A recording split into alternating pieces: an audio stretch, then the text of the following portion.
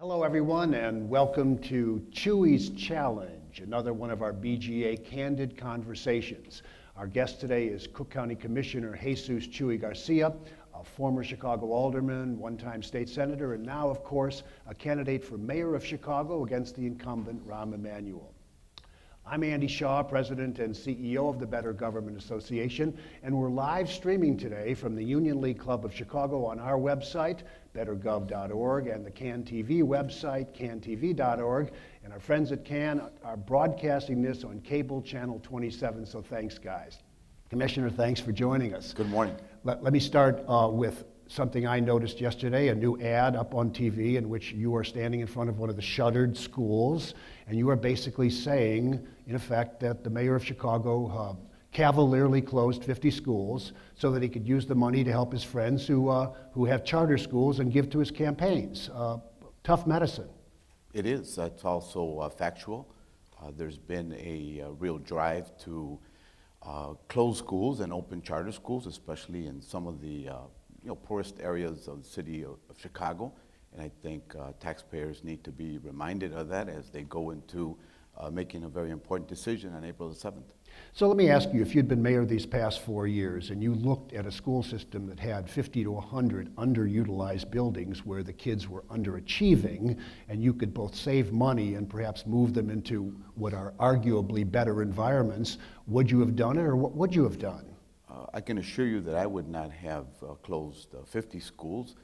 Some school closure, perhaps, but the process for engaging those communities, those parents, leaders in those communities would have been different because it was done top-down and the voices of parents and affected students and others weren't heard. We've had to spend a whole lot of money on the Safe Passage program, so it didn't come without a significant cost, and we've never really seen what the actual savings of the initiative were to begin with. We've also learned that some of the numbers that were used to argue that schools should have been closed weren't exactly transparent. And do you actually think that part of the motivation of Mayor Emanuel was to free up money for charters that would then reward donors who actually run some of them? I believe that was a part of the motivation.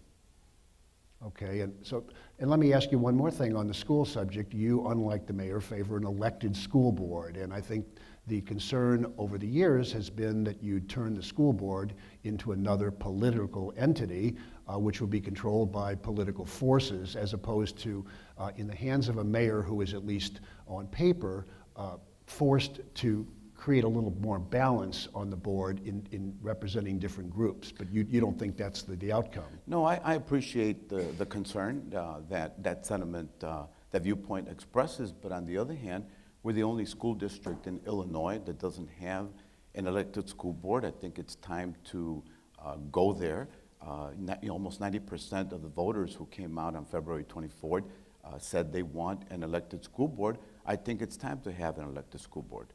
Let me switch to the one area in which you have been roundly criticized for the past week. I attended your news conference a week ago today where you talked about city finances, and I think there was a lot of anticipation that you would somehow tell us how you would solve all the problems. And when you didn't, there's been a steady barrage of criticism from editorial writers and columnists and others saying, what's the plan? And you told an interviewer yesterday that there won't be a plan before Election Day, at least there won't be a revenue plan. A lot of people are saying it's hard to take it on faith that you're going to be able to solve the financial problems. They'd like to know what your solution would look like. We are in a very difficult financial freefall that in part is attributable to the mayor's failed stewardship of the management of our financial system in the city and the sister agencies. The plan that I have laid out for managing the finances is a bold and innovative plan that brings that process into the 21st century. It is a plan that recognizes that taxpayers receive a tax bill and that what is eaten from the tax bill that taxpayers have to pay for includes the City of Chicago budget, the Chicago Public Schools budget, Chicago City Colleges of Chicago, and the Park District. We owe it to taxpayers to arrive at a solid baseline of what the revenues are where they're going, where they shouldn't be going, before we talk about increasing new revenues and taxes. Regardless of what that's going to be, we need a solid baseline. If we've learned anything over the past 4 years from this administration, is that there's good reason to think that the books are cooked. I will not use that as a baseline.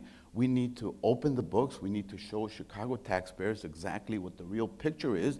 We need audits. There haven't been audits done of the city's finances, of the departments in the city of Chicago.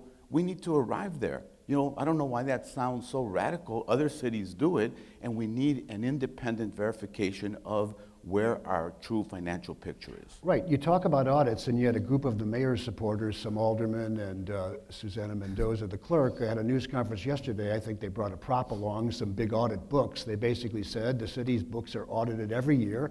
Inspector General Joe Ferguson has done multiple audits of spending in various city departments. So what is Chuy Garcia talking about? They need to be independently verified.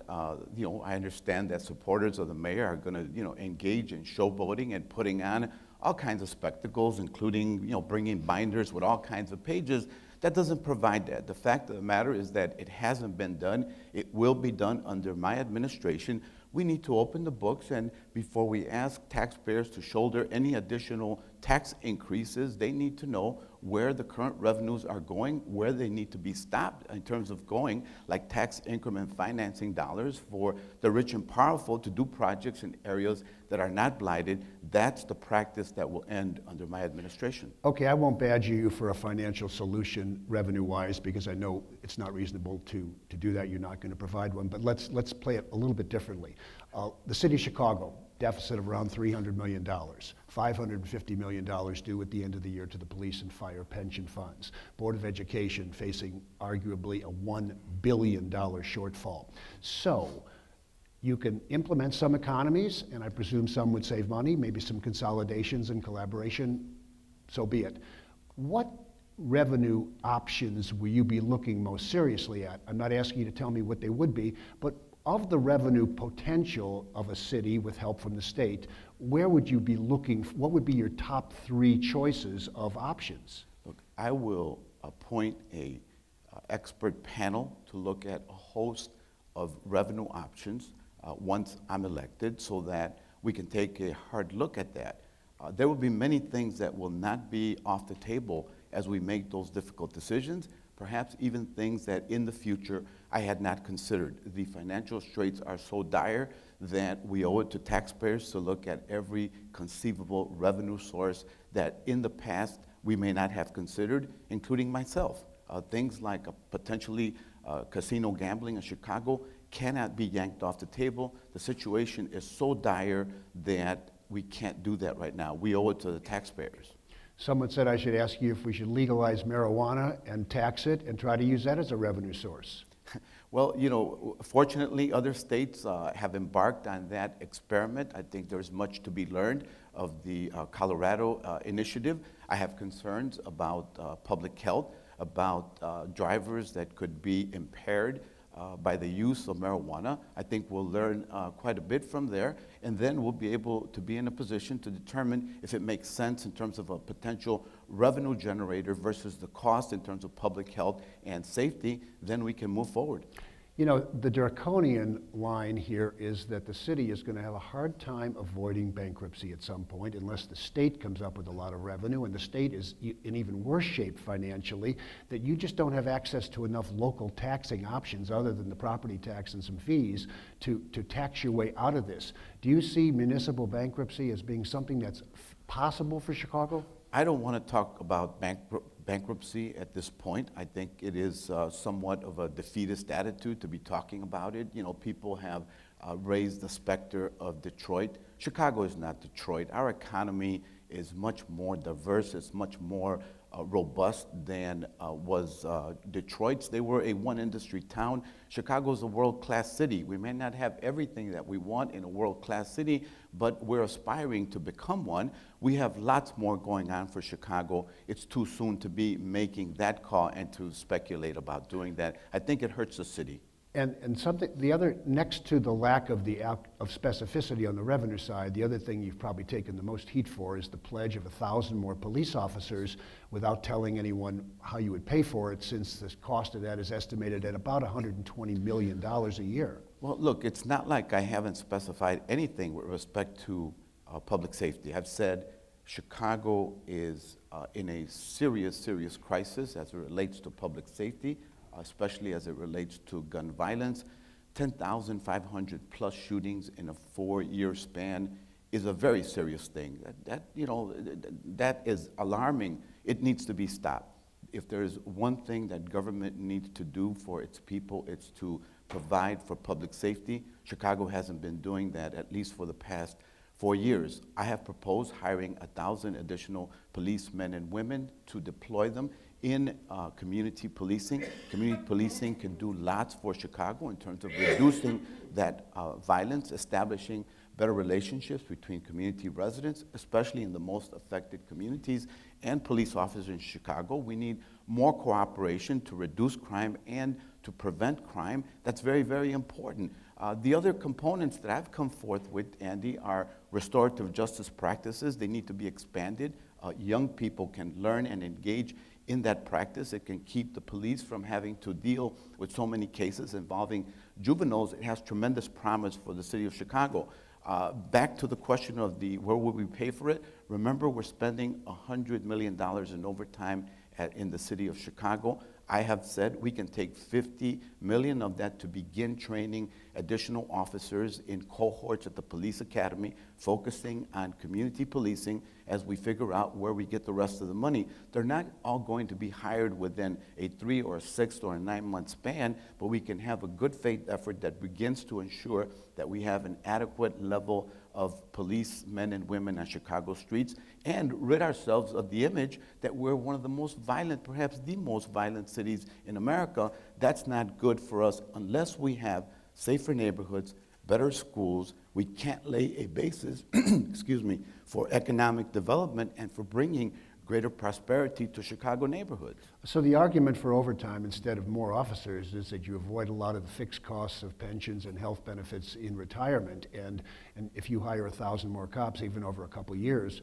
you're adding 1,000 new fixed obligations for retirement benefits, which at this point, if we look at the 2 pension funds, they're in dire straits. But you also bring in additional contributors to the pension funds, thus making them more sustainable for the long haul. One of my board members sent an email this morning. He had a question for you, which I thought was perfectly logical, and I'll ask it. And he said, what are your top 3 priorities? My top 3 priorities are improving educational equity in Chicago, ensuring that children everywhere in Chicago have good teachers, have computers and books and librarians and support staff in those schools to ensure that they're getting a good education. 2, public safety. We just finished talking about the urgency of bringing a sense of greater peace and harmony to many communities in Chicago that are severely afflicted by violence. And I believe that when you do that, you create the basis for greater economic development, for the creation and the growth of small businesses in Chicago neighborhoods, because that's what we need. And all of that will happen under an administration that will be transparent, that will be accountable, that will open the books of Chicago's finances to all taxpayers. If we're going to move forward as a city, we need to rebuild trust. We need to show citizens in the city of Chicago that we're being straight shooters.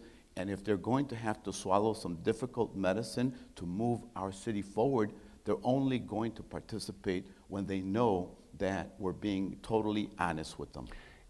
What do you tell a voter who looks at your background and says, well, he's always been a legislator. He's been an alderman, he's been a state senator, now he's a Cook County commissioner. He's never really led a giant organization like a city of Chicago, and given the challenges, the daunting challenges, can I really trust somebody who's been in the legislative body to step up and be a strong leader of a big city? I've lived in Chicago for 50 years. I've grown up here.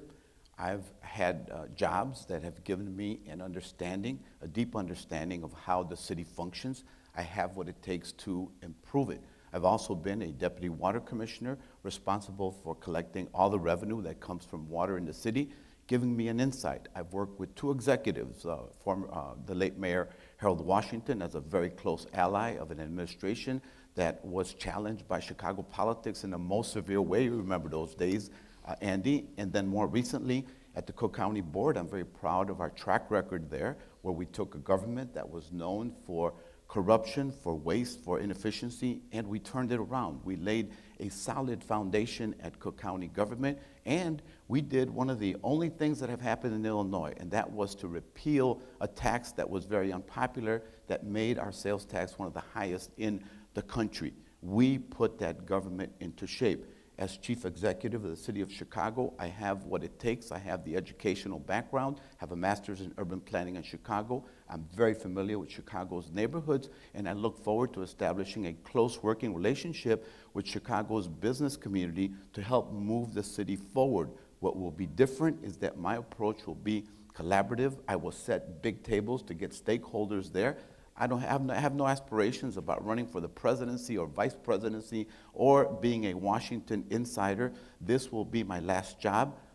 I will leave a legacy. I'm concerned about saving the city of Chicago from the financial freefall and uniting residents in the city across neighborhoods to build a city that all of us can be proud of, that will be a truly world-class city that will have world-class neighborhoods. In the city council, in the state legislature, at the county board, can you cite one or two proposals that you took from beginning to end legislatively that you think are making a difference in the quality of people's lives? I think in the city council, it wasn't a legislative proposal, but we demonstrated in Chicago that you can challenge an entrenched political system that, again, was known for corruption, for exclusion of women, for disempowering minorities, and we built one of the most representative, open, and democratic governments ever in the city's history.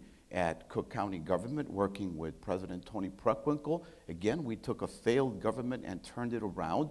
We repealed taxes. We have an open and ethical government there that I think is a success story nationally that shows that we can do important things, especially in cities that have suffered from a legacy of bad politics for a long, long time, and make shining examples of them. Those are two experiences that I have. My legislative record is a long one in terms of being progressive, in terms of championing the public interest and transparency and accountability. It's time for Chicago to step into the 21st century to address the challenges that we have and to make it a city that exemplifies true democracy and accountability. You want to get rid of red light cameras. The question there again is, where do you make up the $70 million in lost revenue? Once again, the important thing is being honest and transparent with taxpayers. The red light cameras, it was argued, were there to improve public safety. We've learned as a result of more investigative journalism that they were founded on a lie, that their main thrust has been to generate revenue. It's very regressive. It affects people who earn less money. The middle class in Chicago in a very negative way. It's not an honest way of balancing the budget on the backs of ordinary people in Chicago. We will make that revenue up as we look at all of the options before us. It will be tough, but they will be the new revenues will lay on a foundation of transparency and leveling with taxpayers about the true state of our fiscal condition. One of the mayor's ads resurrects an old story and really beats you up mercilessly on it. It basically talks about 8 years of double property tax breaks when you're only entitled to one homeowner's exemption. You got 2 for 8 years.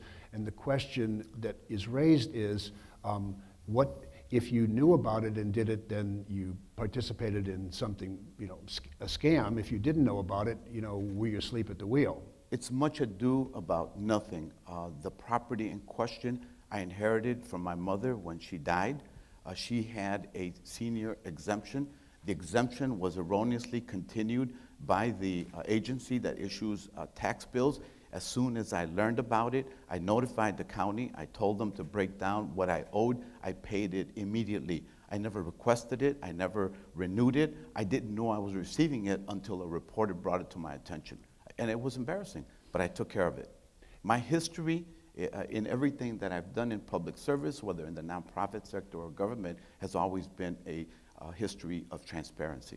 Well, on that subject, how would you be more transparent and open than the current administration? My history speaks for itself.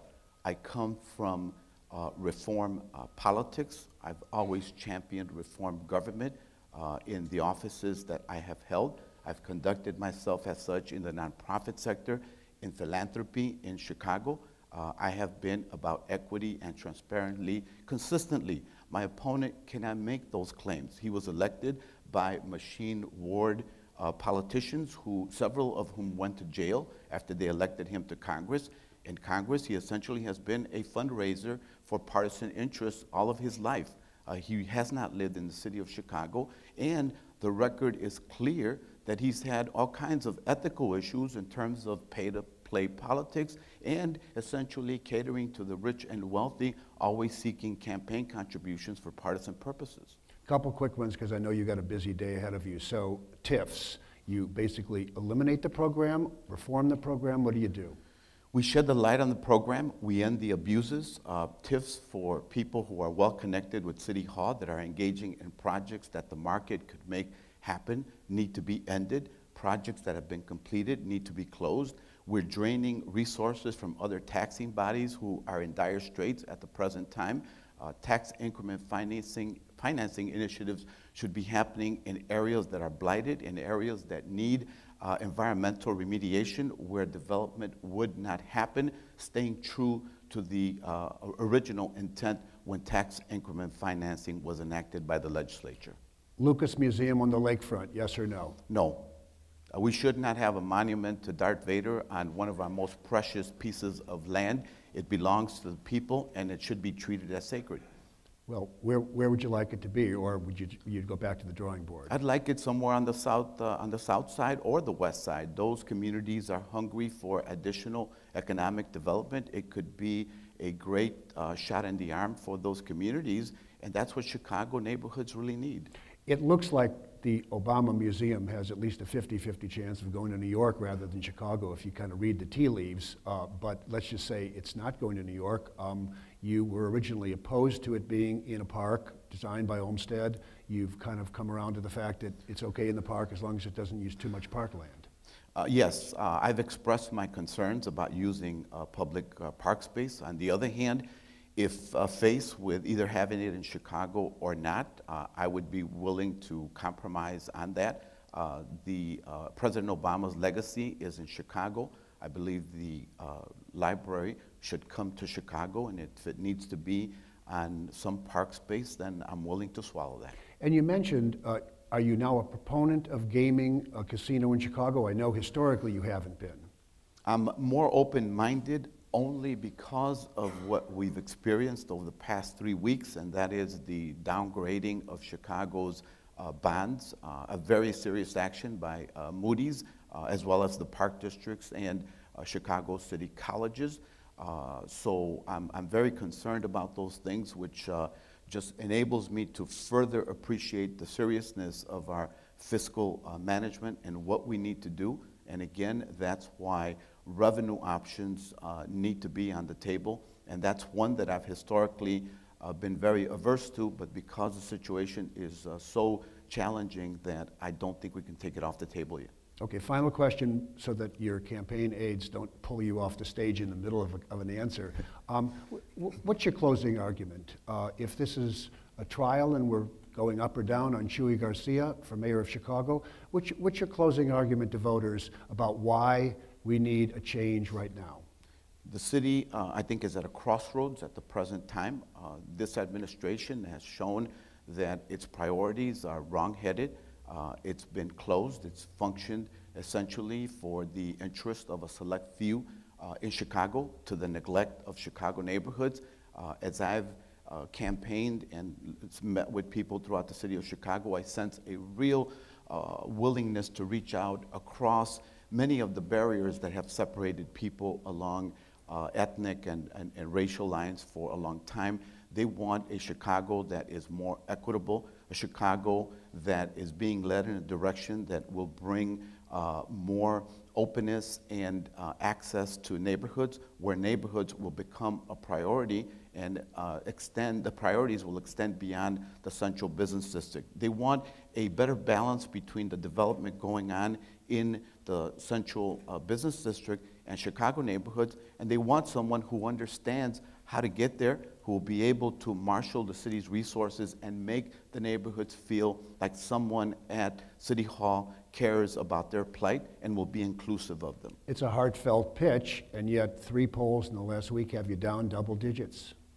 The polls have never reflected my true level of support, Andy. As I went into the February 24th election, the most polls had me down by 12 points in terms of where I arrived. This is a dead heat, and I believe that over the next 2 weeks, momentum is breaking our way, enthusiasm, and as well as grassroots endorsements. And I think that's what will make the difference as we move toward Tuesday, April the 7th. Well, for somebody who just got back from LA and is a little bit jet lagged, you certainly articulated your positions well. I appreciate you taking the time to do this. I know you have a lot more to do. Your takeaway present is this pen. This is our Shining a Light on Government pen. I like the color. I would say, you know, maybe you shine it in the mayor's eyes at the next debate. Just kidding, just kidding. Anyway, you get this as a takeaway. Thank you, and Andy. I wish you luck on April 7th. Thank you and the board of the BGA and the staff for all the great work that you guys do to make sure that the city is functioning in the public interest. Well, thanks, Commissioner, and thank you for watching. If you enjoyed this conversation and you support the work of the BGA, I would ask you to spend a little more time on our website. Consider becoming a donor or a member of the BGA. Let me tell you why. We're an apolitical, nonpartisan watchdog group. We shine a light on government and hold public officials accountable by investigating, litigating, educating, advocating, and communicating for the better government we're entitled to in exchange for our hard-earned tax dollars. It's simple as that. And my final word before you all go off to whatever you're doing today is this. We'll fight for better government every day. Our staff is dedicated and it has a passion, but we're never going to have the good government we deserve around the state of Illinois unless we collectively argue for it together. So join what is really the most important civic fight you can be engaged in, the fight for better government. Thanks for watching, and we'll talk to you soon.